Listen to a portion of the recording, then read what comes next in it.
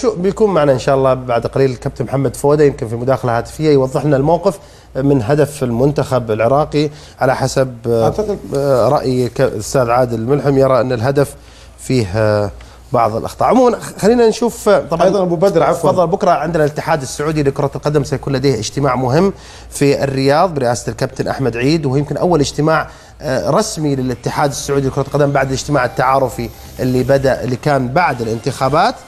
الاتحاد السعودي لكره القدم قوه هذا الاجتماع واهتمام الراي العام السعودي فيه، لانه سيحدد مصير مدرب المنتخب الاول السيد فرانك ريكارد، اضافه للعديد من الملفات. يعني الكل ينتظر ما هي كلمه مجلس اداره الاتحاد السعودي لكره القدم الذي يدير اللعبه في البلد، وكيف تعاطيه مع ما حدث في دورة الخليج. ربما كان هناك اتحادات سابقة لها طريقة معينة، يعني الجمهور والرأي العام سيتابع كيف هو تعاطي الكابتن أحمد عيد ومجلس إدارته مع هذا الحدث الجلل الذي حدث في البحرين. هل هو زلزال؟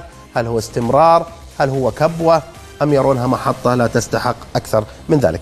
الخيارات اللي موجودة أمام الاتحاد السعودي لكرة القدم غدا: إقالة ريكارد وسط رفض شعبي لاستمراره، أو استمرار ريكارد لتنفيذ خطة طويلة الأجل، أو تحويل ريكارد إلى مستشار فني للمنتخبات،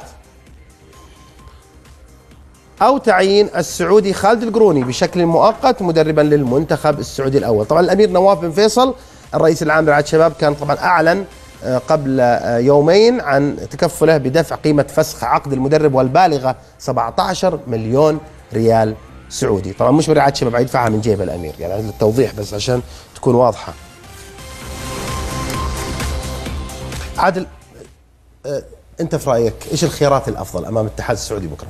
والله يا بدر، شوف أنا لو سمحت